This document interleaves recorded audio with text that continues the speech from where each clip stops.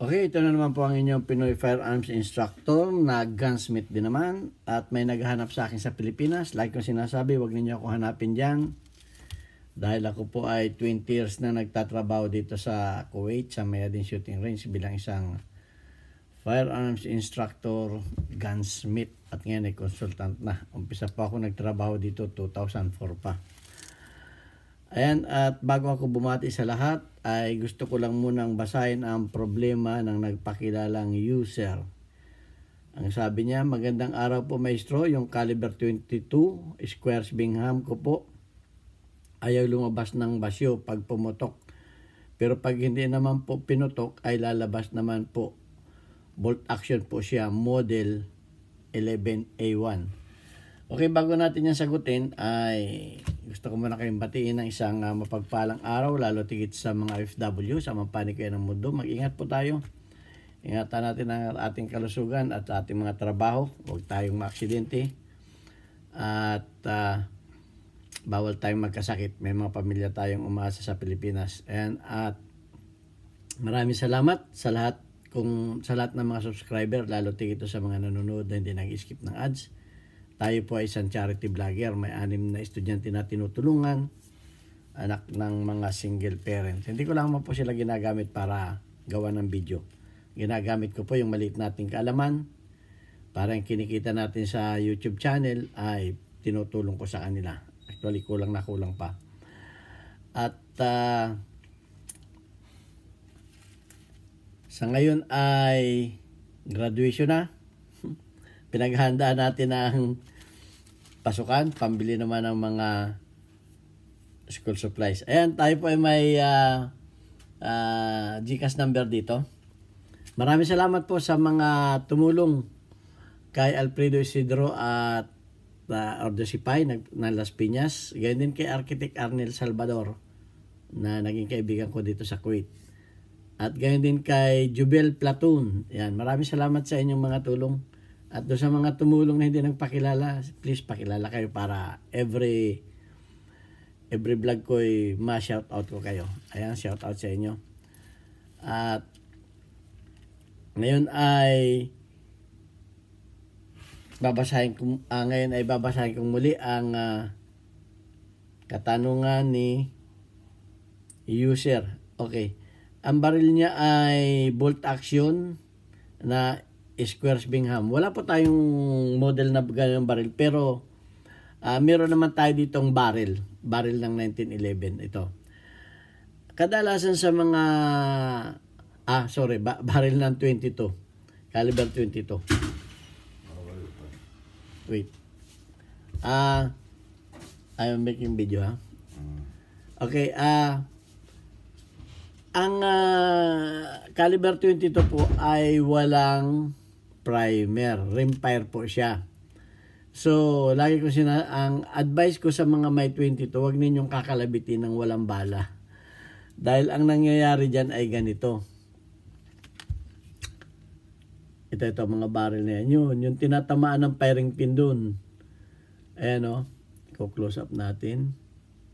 Yun, tinatamaan ng firing pin dun pag yan ay walang bala. Ngayon, ang mangyayari dyan, pag tinatamaan ng firing pin, magkakamiron nyo ng parang ribaba. Ribaba tawag namin doon eh. Kasi nga tinatamaan yun, magkakamiron nyo ng parang maliit na ngipin doon. So, ang sabi niya, pag hindi daw naman pinuputok, lumalabas yung bala. Lumalabas. Pag pinutok kasi ninyo ang pag pinutok ninyo kasi ang 22 o alimang baril, nag-i-expand yan. Kita ninyo itong bandang nito. Ayan o. I-close up ko lang ha. Saan ba yung camera natin dito? Tingnan ninyo yung banda dito sa may puno na to. Ayan o. Medyo tumataba siya dito. Medyo lumalaki siya dito. Itong parte na to. Medyo ayan o. Nagkakamiron siya ng medyo malaki dito. Umi-expand siya. Kasi nga medyo exposed itong banda rito. At kung alin yung bandang malaki, siyempre lumalaki yung lumalaki yung entrada niyan.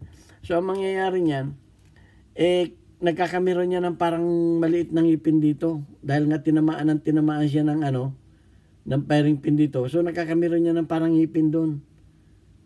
Okay, nakakamiron, ribaba tawag namin doon. So mapapansin ninyo, pagka inalis ninyo yung basyo, magkakamiron ito ng guhit dito sa tapat nitong tinamaan nitong firing pin ito. Yan. Magkakamiron niya ng parang guhit yan dyan. Yun yung talab nung parang nag-create doon kasi nasira yung entrada ng ng chamber. So ayan. So ang ginagawa ko diyan ay kumukuha ko ng needle file at yung ano na yun, kumuha ko ng needle file at hindi ko kinikikil ng paloob ha. Ito lang tatanggalin ko yun. Tatanggalin ko yun ang needle file. Tatanggalin ko lang yun. So ayan, huwag ninyong huhuningin. Kasi yung iba naman, akala naman nila masikip. Hinuhuning ng hinuhuning. Ngayon, nililiha ng nililiha. Sorry. Ang nangyayari, masisira yung chamber ninyo. Huwag ninyong lilihahin yan. Lilinisan lamang ninyo ng WD-40 yan. Pagkatapos kukuha lang kayo ng maliit na cotton cloth. Maliit na cotton cloth lang at parang gagawa lang kayo ng Johnson buds. Yan o. Gagawa lang kayo ng Johnson buds na ganyan. Gagano lang ninyo. At lilinisin ninyo ganun. Lilinisin lang ninyo ganun. Okay. Huwag ninyong gagamitan niya ng liha. Dahil pag yan ay lumuang ng lumuang, lalong nagkakaproblema ang inyong mga chamber ng 22. Yun lang ang nagiging problema niyan. Pag kinalabit ng walang balam, kasi nga matigas yung firing pin, siyempre makakameron yan dyan ng parang metal pa, pang maliit na metal pa ganun, dahil nga parang napukpok ito. Natural makakameron ng ribaba yan dyan. So yun ang nangyayari. Pag pumutok, i-expand itong bandang puno na to, kakapit ngayon doon yun, kakapit yung pumasok na metal doon dahil nga nagkameron ng ribaba tawag namin doon ayun, at babakat yun. Papakita ko ito saglit. May maliit nga itong bakat tapat ng firing pin. Hindi lang makita sa camera nagkakameron niya ng maliit na parang tuldok doon. Yan natin ito isa. Nagkameron niya ng maliit na parang tuldok doon. So yun, parang magkakameron siya doon. Yun ang kakapit doon. So mahirap ma-extract. Sa tingin ko hindi naman problema yung extractor niya. Hindi naman problema yung extractor niya kasi ang sabi niya na-extract daw naman pagka hindi pumutok. Ang problema lang pag pumutok. So yun ang problema. Umexpand yung basyo. Kung nga mayroong ribaba doon sa tapat na yon, kakapit yon. At saka ito pang isa. Pagka yan ay niliha ninyo ng niliha at yan ay lumuwag na lumuwag, lalong kakapit yan. Baka yan ay nasubrahan na ng kalilihan ninyo ganon, nililihan ninyo na nililiha. Tapos kakalabitin na naman ninyo ng walang bala, di gano'n naman ang mangyayari. Lilihahin na naman ninyo ng lilihahin. No, ayos. Tapos kakalabitin na naman ninyo ng walang bala, magkakamero naman, lilihahin din naman ninyo ng lilihahin. Hanggang sa lumuang na yan, wala nang pag-asa yan.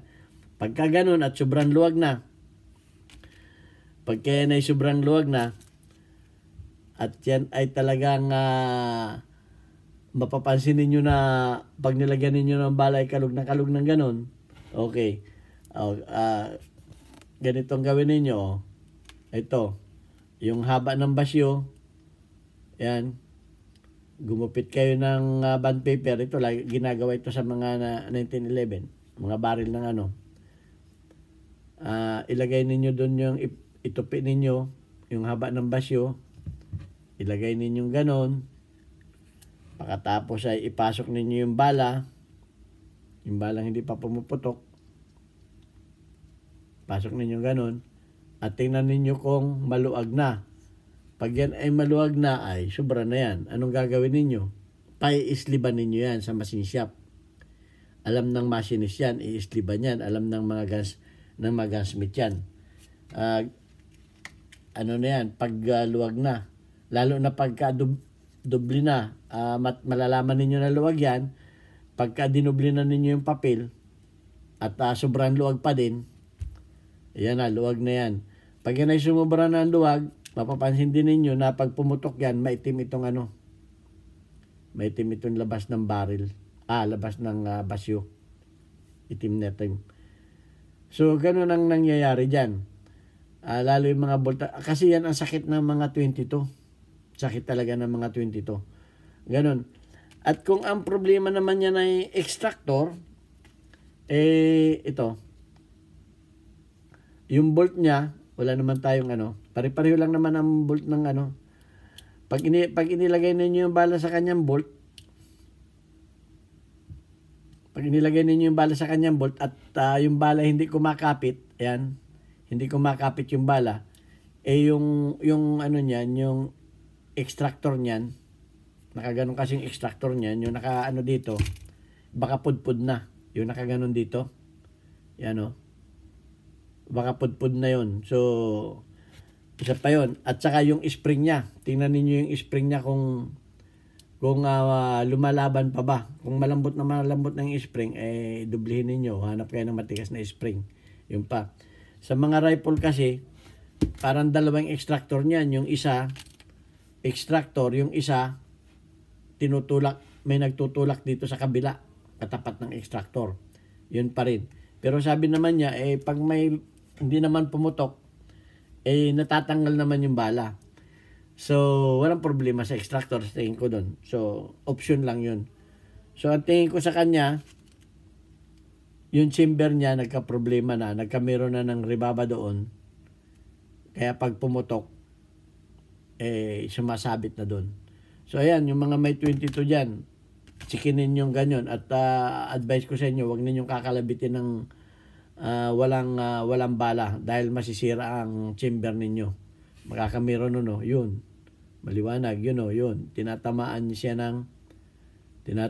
ng firing pin. Kaya nakakamero ng ganun. Yun ang problema doon. Yun, tinuturo ko na yun. Ayan, nakakamero siya dyan. Parang makakamero siya ng metal sa loob. Dahil nga parang napupukpok siya. So, ayan. At sana nakatulong ito kay user. At sa mga may 22 sa inyo na namumroblema sa mga extractor ng baril kung bakit nagmamalfunction. So ito ang inyong Pinoy Firearms Instructor. At magtanong lang kayo at sasagutin natin. Hanggang sa muli nating video. God bless us all. Thank you very much.